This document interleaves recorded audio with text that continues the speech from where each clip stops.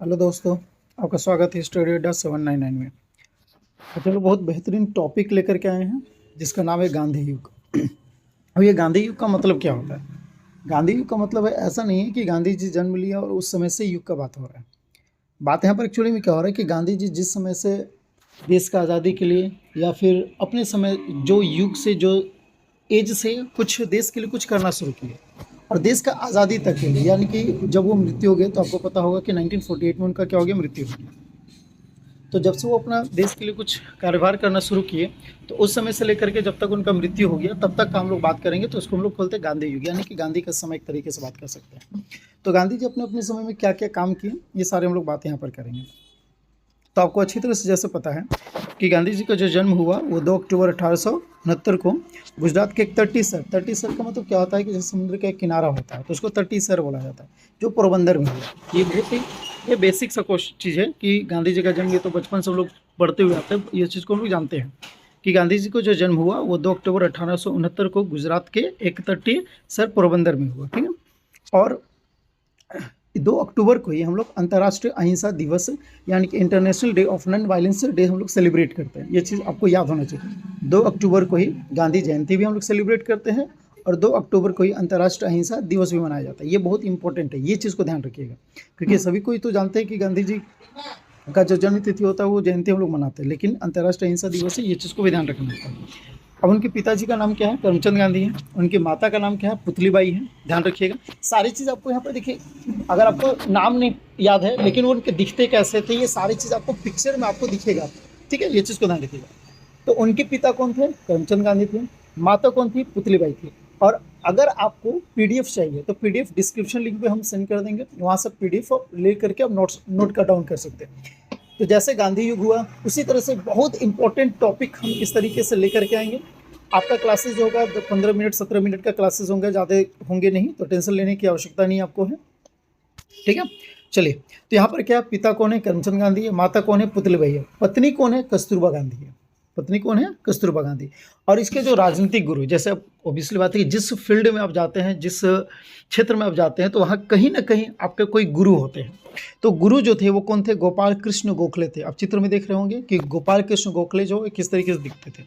अब महात्मा गांधी के 4 बेटे थे। वास्तविकता अगर बात किया जाए तो इनके 5 बेटे थे, लेकिन पहले बेटे के जो होते हैं वो कुछ समय के बाद उनकी मृत्यु हो जाती है, इसलिए उनका जिक्र नहीं किया जाता है। ठीक है, तो देखिए कि यहाँ पर 1885 में पहले बेटे की मृत्यु हो जाती है। उनके बाद जो 4 बेटे जो जीवित रहे उनका यहाँ पर बात किया जाता है। ठीक है, आपको इनका पीढ़ी दर पीढ़ी यहाँ पर जो वंशानुगत अगर बात किया जाए तो आपको ये दिख रहा होगा चित्र में कि कितने 4 बेटे थे। और उनकी एक बेटी थी, वो अपनी बेटी खुद की नहीं थी बल्कि ये गोद में ली गई बेटी थी, जिनका नाम लक्ष्मी था। ठीक है, ध्यान रखना है कि महात्मा गांधी की बेटी जो थी जिनका नाम लक्ष्मी जो था, तो वो गोद में ली हुई बेटी थी, ना कि इनका अपना वास्तविकता बेटी थी। अब 1885 में जो सबसे पहले जो बेटे हुए उनके कुछ समय के बाद मृत्यु हो जाता है, इसलिए आपको डाटा में आपको ये चीज़ नहीं मिलेगा। उनके 4 बेटे जो जीवित रहे उन्हीं का बात आपको किया जाएगा। 1888 में कौन हुए? हरिलाल हुए। 1892 में कौन हुए? मनीलाल हुए। 1897 में कौन हुए? रामदास हुए। और 1900 में कौन हुए? देवदास हुए। बहुत अच्छा से याद हो जा रहे हैं, हरिलाल, मनीलाल, रामदास, देवदास। ठीक है, क्या? हरि मनी रामदेव। ठीक है, हरि मनी रामदेव। तो 88, 92, 97, 1900। ठीक है। अब आपको पता होगा कि 24 साल के आयु में जो थे ना महात्मा गांधी, वो चले गए थे साउथ अफ्रीका चले गए थे। ठीक है, अब साउथ अफ्रीका जब 24 साल का आयु में यानी कि 1893 में चले गए थे, तो बहुत सबका क्वेश्चन होगा कि सर 1893 में जब ये चले गए तो 1897 में रामदास जन्म कैसे लिए, 1900 में देवदास कैसे गए? तो भारत जब वापस लौटे तो पूर्णतः वापस जो लौटे थे, यानी कि पूरी तरीके से साउथ अफ्रीका से, दक्षिण अफ्रीका से जो वापस लौटे थे वो 1915 में वापस लौटे, लेकिन बीच बीच में कभी कभी ये भारत देश आया करते थे, तो उनका जिक्र नहीं किया जाता है। 1915 में भारत लौटे कहने का मतलब क्या है कि पूर्णतः साउथ अफ्रीका, दक्षिण अफ्रीका से पूर्णतः ये वापस आ गए थे। ये चीज़ को ध्यान रखना है ना। ऐसा नहीं कि उसके बीच बीच में आते थे उनको बात नहीं किया जाता है, क्यों? क्योंकि पूर्णतः नहीं आते थे, कुछ काम अपना भारत देश में होता था करके फिर वो चले जाते थे साउथ अफ्रीका।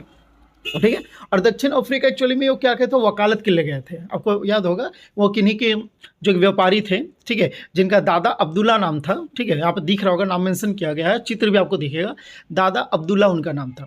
तो उनके केस के लिए ये गए थे, साउथ अफ्रीका गए थे, और वहाँ पे बहुत सारे इनको प्रॉब्लम का फेस करना पड़ा, प्रॉब्लम का सामना करना पड़ा। तो इसलिए ध्यान रखना है। तो बहुत सारे के क्वेश्चन स्टूडेंट को दिमाग में चलता है कि जब 1893 में जब ये गए साउथ अफ्रीका, तो 1897 में रामदास जन्म कैसे लिए, 1900 में देवदास से जन्म, क्योंकि अभी के समय के स्टूडेंट का दिमाग बहुत ज़्यादा चलता है। सही बात है, चलना भी चाहिए, ठीक है। और उनको गोद में ली गई बेटी का नाम क्या था, लक्ष्मी। तो ध्यान रखना है कि इनके कुल मिलाकर अगर बेटे का बात किया तो 5 बेटे थे, लेकिन पहले बेटे जो थे 1885 में वो जन्म लिए, कुछ दिन जिंदा रहे, उसके बाद मर गए, इसलिए उसका जिक्र यहाँ पर डाटा में नहीं किया जाता है, मेंशन नहीं किया जाता है। कहीं भी गूगल में भी सर्च कीजिएगा कि महात्मा गांधी के कितने बेटे थे, तो 4 बेटे की ही बात किया जाएगा, क्योंकि पहला जो बेटे था उनका, क्योंकि वो लंबे समय तक जीवित नहीं रहे, इसलिए उनका जिक्र नहीं किया जाए। अब जैसे वंशावली भी बनाते हैं, तो मान लेते हैं आपके घर में अगर कोई जन्म लिए हैं और 5 दिन 10 दिन के बाद वो मर जाएंगे, तो वंशावली में नहीं उनका दर्शाया जाएगा, उनको नहीं बताया जाता है, ठीक है। तो उसी तरीके से यहाँ पर वही बात किया गया, ठीक है, समझ में आ गया होगा। अगला पॉइंट देखिएगा, यहाँ पर अगला पॉइंट आपको दिख रहा होगा यहाँ पर ये कि 24 साल में अफ्रीका केस लड़ने जाते हैं। क्या 24 साल यानी कि 1893 में अफ्रीका एक केस लड़ने जाते हैं। दादा अब्दुल्ला एक व्यापारी थे, ठीक है, और किसका केस लड़ने जाते हैं, दादा अब्दुल्ला का। चित्र में जैसे देख रहे होगा दोनों साथ में बैठे हुए हैं। आपको बाएं साइड में जो दिख रहे होंगे महात्मा गांधी दिख रहे होंगे, और दाहिने साइड में जो देख रहे होंगे दाढ़ी वाले दिख रहे हैं, वो कौन है, दादा अब्दुल्ला है, ठीक है।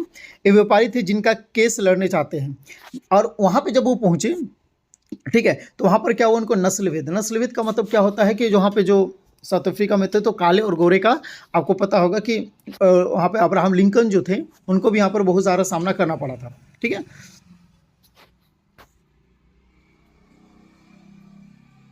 सॉरी, अब्राहम लिंकन नहीं, नेल्सन मंडेला, याद होगा, नेल्सन मंडेला पढ़े होंगे, साउथ अफ्रीका के ही थे, और सबसे पहला ब्लैक प्रेसिडेंट वो सब आपका बने थे, आपको याद होगा, दक्षिण अफ्रीका के, ठीक है। तो गलती हो गया, अब्राहम लिंकन बोले, वहाँ पे नहीं, अब्राहम लिंकन नहीं होंगे, वहाँ पर कौन होंगे आपका, ठीक है, अब्राहम लिंकन नहीं, नेल्सन मंडेला होंगे, ध्यान रखिएगा, ठीक है। अब उसके बाद नस्लभेद का सामना करा। उसके बाद वहाँ पे जब महात्मा गांधी पहुंचे ना, तो पीटन मैरिस बुल्स स्टेशन से उनको क्या कर दिया, निकाल दिया जाता है। क्यों, क्योंकि यहाँ पे गोरे और काले का भेद चलता था, ठीक है।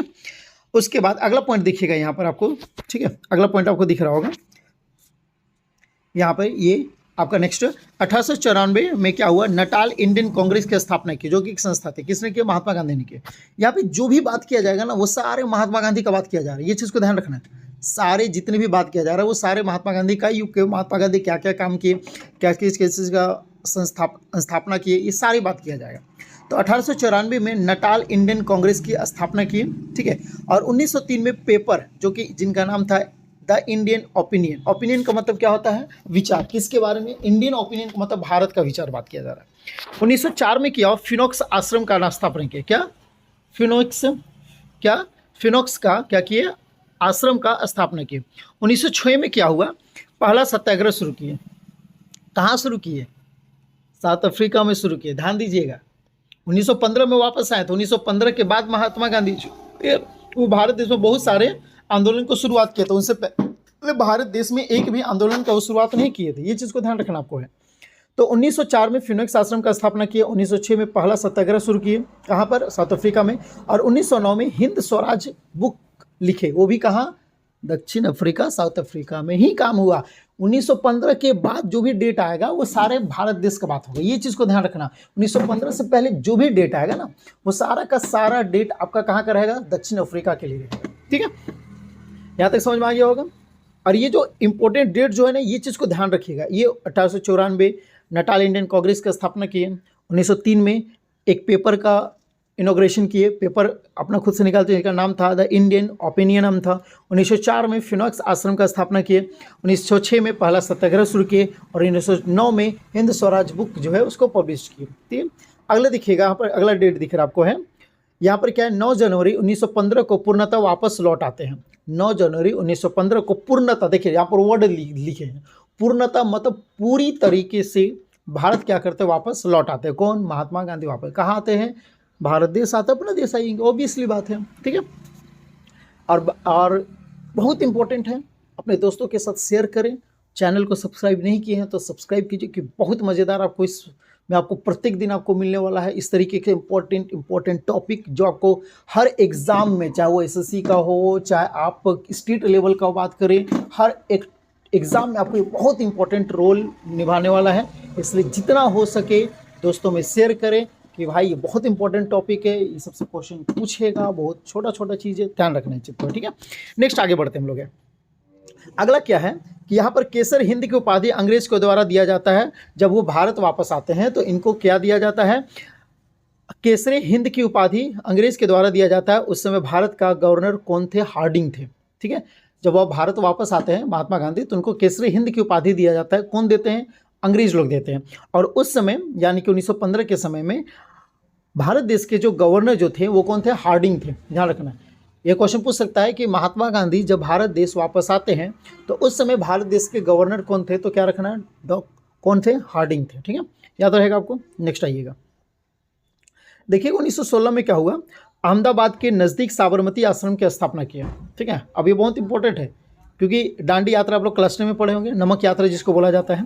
तो 1916 में क्या हुआ, देख रहे होंगे यहाँ पर है, क्या जा रहा है 1916 में, क्या चीज़ में, 1916 में अहमदाबाद के नज़दीक यानी उसके सामने साबरमती आश्रम के क्या किए, वो स्थापना किए।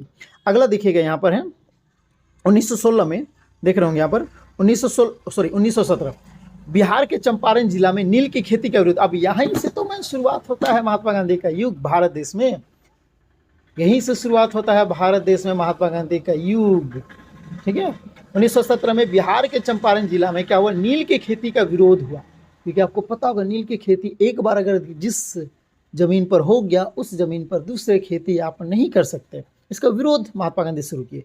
कौन सा, बिहार के चंपारण जिले में, याद रखना 1917 1918 ये चीज़ को ध्यान रखना आपको है, ठीक है। 1917 में 2 हुआ, बिहार के चंपारण हुआ, गुजरात के खेड़ा जिले में हुआ। 1917 में यार कौन सा, बिहार के चंपारण, गुजरात के खेड़ा जिला में। गुजरात के खेड़ा जिला में क्या हुआ, कर नहीं आंदोलन, मतलब कर नहीं देना है, मतलब टैक्सेस पे नहीं करना है, इसके लिए वहाँ पर क्या हुआ, आंदोलन हुआ 1917 में। आपको कहीं कहीं मिलेगा ना, जैसे आप क्लास 10 में पढ़िएगा तो 1917 में बिहार के चंपारण जिले का बात किया, 1918 में बात किया गया गुजरात के खेड़ा जिला और अहमदाबाद का, लेकिन ऐसा नहीं है। 1917 में बिहार के चंपारण जिला में आंदोलन हुआ, सत्याग्रह आंदोलन हुआ जो नील की खेती के लिए विरोध हुआ। गुजरात के खेड़े जिले में हुआ जो टैक्सेस पे नहीं करने का, क्योंकि अंग्रेज लोग जो थे वो आप खेती भी खुद कीजिए, अपने ज़मीन पे कीजिए, टैक्स आपको देना है, तो इसके लिए विरोध करना शुरू किया, आंदोलन शुरू किए। तो 1917 में ध्यान रखना है, बिहार के चंपारण जिला, गुजरात के खेड़ा डिस्ट्रिक्ट में, ठीक है। 1918 में क्या हुआ, अहमदाबाद के मजदूर के साथ, तो वहाँ पे सूती कपड़ा जो मिल था, तो वहाँ पर जो मजदूर लोग थे उन लोग को सही तरीके से वेजेस यानी कि सही तरीके से उन लोग को जो कमाई, क्या बोल सकते हैं उसको, महीना पैसा यानी कि सैलरी जो होता है वो सही तरीके से नहीं, और काम ज़बरदस्त करवाया जाता था, रहने का सही नहीं मिलता था, खाना सही तरीके से नहीं मिलता था। तो सूती कपड़े वर्कर्स जो थे, सूती कपड़े जो वहाँ पे कामगार लोग जो थे, तो उनके लिए वहाँ पर क्या क्या आंदोलन शुरू किए, ठीक है। कौन किए, महात्मा गांधी ने किया। यहाँ तक समझ में आ गया। 1917 में ध्यान रखना, इंपॉर्टेंट डेट है। 1917 में गुजरात के खेड़ा जिले, उसके बाद क्या हुआ, बिहार के चंपारण में हुआ, ठीक है। 1918 में क्या हुआ, अहमदाबाद में हुआ मजदूर के लिए, सूती कपड़ा मिल के लिए। 1919 में देखिएगा क्या हुआ, ध्यान दीजिएगा। 1919 में क्या हुआ, यहाँ पर देखिएगा, खिलाफत आंदोलन की शुरुआत मोहम्मद अली एवं शौकत अली ने की। कौन सा, खिलाफत आंदोलन। खिलाफत आंदोलन क्या होता है कि अंग्रेज के द्वारा एक खलीफा जो था, एक पोजीशन था जिसको बोल सकते हैं, तो उस पोजीशन के लिए वहाँ पर आंदोलन शुरू कर दिए। कौन शुरू किए, मोहम्मद अली शुरू किए और शौकत अली ने शुरू किए। ध्यान रखिएगा, बहुत इंपॉर्टेंट, ये क्वेश्चन अधिकतर पूछा जाता है। 1919 का बात कर रहे हैं। खिलाफत आंदोलन की शुरुआत किसने किया, मोहम्मद अली ने किए, और किसने किए, शौकत अली ने किए। कब किए, 1919 में किए।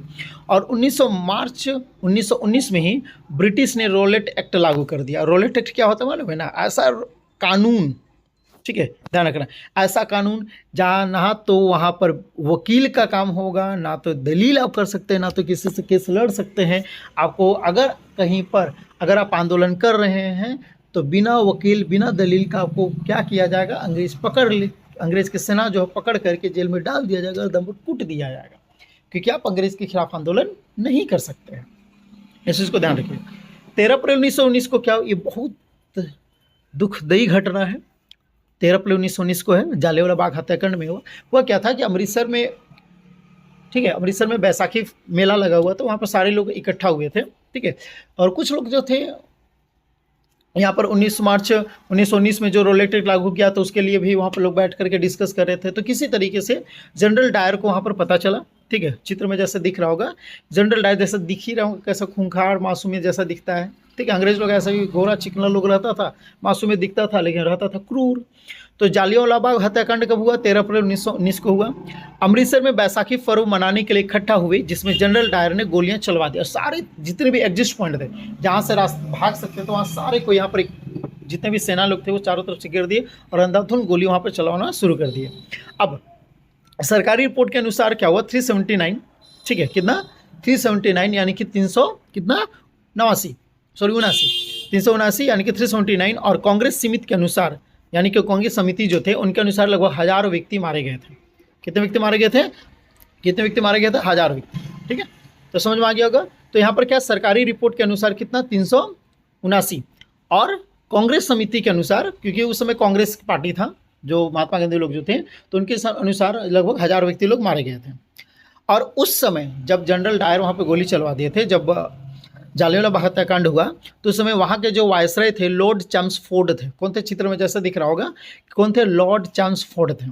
अब इस घटना के बाद रविन्द्रनाथ टैगोर को सर यानी कि नाइटहुड, जिनको अंग्रेजी इंग्लिश भाषा में बोला जाए तो नाइटहुड यानी कि सर की उपाधि जो दिया गया था, उनको वापस कर दिए थे। जैसे चित्र में तो रविन्द्रनाथ टैगोर को आप अच्छी तरह से जानते भी होंगे, चित्र इनका देखे भी होंगे बचपन में आप। ठीक है, तो इनको जो उपाधि दिया गया था उस उपाधि को ये वापस क्या कर दिए थे? लौटा दिए थे। उसके बाद क्या होता है, यहाँ पे ध्यान दीजिएगा कि 1 अगस्त, ध्यान दीजिए, 1 अगस्त 1920 को असहयोग आंदोलन की शुरुआत की। क्या चीज़ का? असहयोग। मतलब क्या करना है कि अंग्रेजों का कोई भी कामों में सहयोग नहीं करना है, इसका साफ सा मतलब असहयोग। सहयोग का मतलब क्या होता है? सहायता करना, और असहयोग का मतलब सहायता नहीं करना या उनकी मदद नहीं करना, ये बात किया जा रहा है। ठीक है, तो कब? 1 अगस्त 1920 को असहयोग आंदोलन का क्या हुआ? शुरुआत हुआ। 5 फरवरी 1922 को गोरखपुर जिले के चौरी चौरा नामक स्थान पर आग लगा दी। अब देखो भाई, जब हमारे देश में ही आप आकर के व्यापारी कीजिएगा और हमारे देश में अत्याचार कीजिएगा तो लोग गुस्सा होंगे ही। तो उसी के कारण जो 5 फरवरी 1922 को गोरखपुर जिले के चौरी चौरा नामक स्थान पर आग लगा दी। किसने? भारत देश के जो क्रांतिकारी लोग जो थे, ठीक है, वो लोग आग लगा, जिनके कारण 12 फरवरी 1922 को असहयोग आंदोलन क्या कर लिया? महात्मा गांधी वापस कर लिए थे। ठीक है, समझ में आ गया यहाँ तक है? आगे देखिएगा, 1923 को क्या होता है? मोतीलाल नेहरू। 1923 को क्या होता है? मोतीलाल नेहरू एवं चित्तरंजन दास ने स्वराज पार्टी की स्थापना की। स्वराज मतलब आज़ाद। मेरे एक दोस्त का नाम भी है आज़ाद, उसी का अब 15 अगस्त को जन्म भी लिया था, इसलिए उसका बर्थडे भी मनाया जाता है 15 अगस्त, इसलिए उसको नाम सब आज़ाद बोलता है। तो स्वराज का मतलब क्या होता है? आज़ाद। ठीक है, तो मोतीलाल नेहरू एवं चित्तरंजन दास ने स्वराज पार्टी की स्थापना की। कब? 1923। कौन कौन? मोतीलाल नेहरू और चित्तरंजन दास। 1924 को क्या होता है? महात्मा गांधी सिर्फ एक बार कांग्रेस के अध्यक्ष चुने गए थे। जब कांग्रेस का स्थापना हुआ उसके बाद सिर्फ एक ही बार, वो भी कब? बेलगांव अधिवेशन जब हुआ उस समय महात्मा गांधी को कांग्रेस का अध्यक्ष चुना गया था। ठीक है, आगे देखिएगा यहाँ पर है। उसके बाद 9 अगस्त 1925 को क्या होता है? काकोरी स्टेशन पर जो अंग्रेज का जो खजाना सोचा था वो ट्रेन के थ्रू जा रहा था, उसमें रामप्रसाद बिस्मिल और अशफाक उल्ला खान, जैसे चित्र में देखोगे रामप्रसाद बिस्मिल और अशफाक उल्ला खान ने क्या कर लिया? लूट लिया। और यूपी में अब इसका नाम को बदल दिया गया है। अब देखिए नाम क्या? काकोरी कांड। थोड़ा अजीब लगता है, कांड मतलब ऐसा जो बहुत ज़्यादा क्या बुरा काम किया, बहुत गलत काम किया। भाई हमारा देश का खजाना था, तो हमारा देश के खजाना को लूटना तो नहीं हुआ, क्योंकि आप हमारे खजाना को ही आप ले जा रहे हैं अपने देश में, तो वो लूटना नहीं हुआ। इसलिए उस काकोरी कांड को यूपी में अपना नाम बदल करके काकोरी ट्रेन एक्शन रख दिया गया। ध्यान रखना, ये क्वेश्चन बहुत इंपॉर्टेंट है। काकोरी कांड को यूपी में यानी कि उत्तर प्रदेश में इसका नाम बदल करके क्या रख दिया? काकोरी ट्रेन एक्शन नाम रख दिया गया। ठीक है, अगला देखिएगा, 1927 में क्या हुआ? रामप्रसाद बिस्मिल और अशफाक उल्ला खान को क्या कर दिया? फांसी दे दिया गया, क्योंकि अब गलत किए थे। किसके सामने? अंग्रेजों के सामने। भाई हम लोग के सामने तो ये लोग हीरो थे। ठीक है, अगर महात्मा गांधी हो गए, भगत सिंह हो गए, चंद्रशेखर आजाद हो गए, या फिर भगत सिंह हो गए, खुदीराम बोस हो गए, ये लोग नहीं रहते तो हमारा देश आज़ाद नहीं हो पाता। आगे देखिएगा, 1927 में ही होगा भारत का संविधान बनाने के लिए साइमन कमीशन बनाएगी। तो भारत में तो भारत देश का क्या बनाया जाए? संविधान, या कि यहाँ पे नियम कानून बनाया जाए। ठीक है, तो यह भारत 3 फरवरी 1928 को भारत में प्रवेश किया। 1927 में ब्रिटिश यानी कि इंग्लैंड में ये तो बन गया, लेकिन यहाँ पे जो भारत देश जब पहुँचा तो 3 फरवरी 1928 को भारत देश क्या किया? वापस पहुँच गया। इस चीज़ का ध्यान रखना। और उसी समय जब लाला लाजपत राय और उनके जितने भी अनुयायी लोग जो थे, तो वो लोग क्या किए कि गो बैक साइमन, मतलब कि साइमन कमीशन क्या कर जाओ, वापस जाओ। क्यों, ऐसा रीज़न क्या हुआ कि वो साइमन कमीशन का जो बैठक हुआ वहाँ पे जो भी लोग जो थे उसमें एक भी भारतीय नागरिक, भाई अब आप भारत देश में काम कर रहे हैं, भारत देश के लिए नियम कानून बना रहे हैं और एक भी आदमी भारत देश का ना होगा, ये तो गलत बात है ना। तो इसलिए साइमन कमीशन वापस जाओ, गो बैक साइमन, ये नारा लगाना शुरू किए। तो इसी के दौरान अंग्रेज सेना के द्वारा लाठीचार्ज किया गया, तो उसमें लाला लाजपत राय को चोट लगी और उसमें उनकी क्या हो गई, मृत्यु हो गई। तो लाला लाजपत राय की मृत्यु हो गई क्योंकि साइमन कमीशन वापस जाओ का नारा लगा रहे थे। ये हो गया। 1930 में क्या हुआ, 12 मार्च 1930 को गांधी जी ने 79 यानी कि 79 समर्थकों के साथ साबरमती से डांडी, साबरमती आश्रम का स्थापना किए थे। वहाँ से डांडी जहाँ पे जा करके नमक कानून ये तोड़े थे, क्योंकि नमक पर भी पहले अंग्रेज जो थे वो टैक्स लगा दिए थे। और टोटल मिलाकर के 322 किलोमीटर की पैदल यात्रा किए थे, ठीक है, ये ध्यान रखना। और कि 5 अप्रैल को डांडी पहुंच गए थे।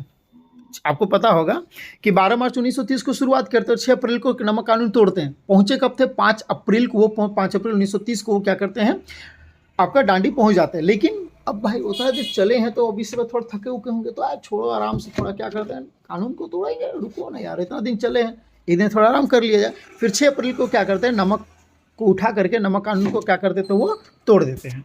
ठीक है, अब अगला देखिएगा, गोलमेज सम्मेलन क्या होता है। तो गोलमेज सम्मेलन में क्या होता है ना कि ये तीनों जो होता है 1930, 31, 32 जो होता है वो तीनों लंदन में होता है। ठीक है, अब ये तीनों में आपका डॉक्टर भीमराव अंबेडकर जो है वो तीनों गोलमेज सम्मेलन में शामिल हुए थे, ये ध्यान रखना। 1930, 31, 32 साल तो याद रहेगा, 30, 31, 32, लेकिन यहाँ पर मंथ और डेट याद रखना है। 12 नवंबर 1930, 7 सितंबर 1931 और 17 नवंबर 1932 को।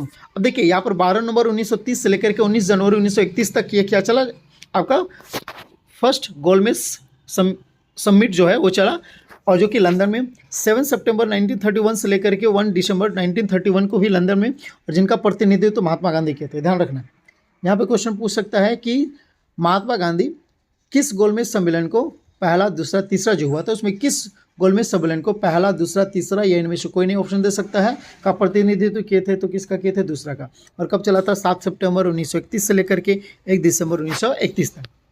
और तीनों गोलमेज सम्मेलन में कौन भाग लिए थे, डॉक्टर भीमराव अंबेडकर लिए थे।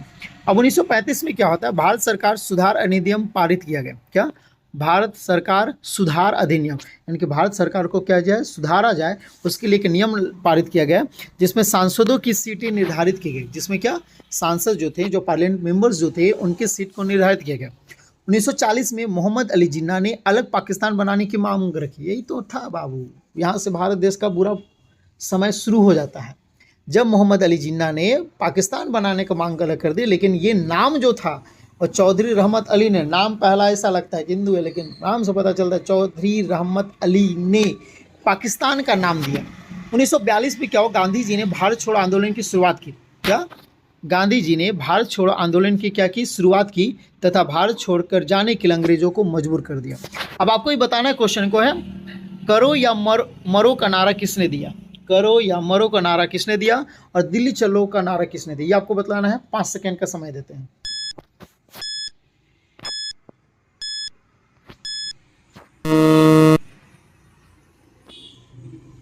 हो गया समय। तो यहाँ पर क्या, करो या मरो का नारा किसने दिया, महात्मा गांधी ने दिया। किसने दिया, महात्मा गांधी ने दिया। किसने दिया, महात्मा गांधी ने। और दिल्ली चलो किसने दिया, सुभाष चंद्र बोस ने दिया। किसने दिया, सुभाष चंद्र बोस। ध्यान रखिएगा।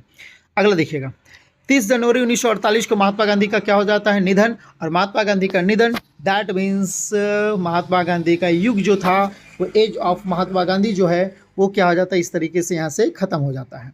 ठीक है, द एंड ऑफ द क्या, end of Mahatma Gandhi's time period complete.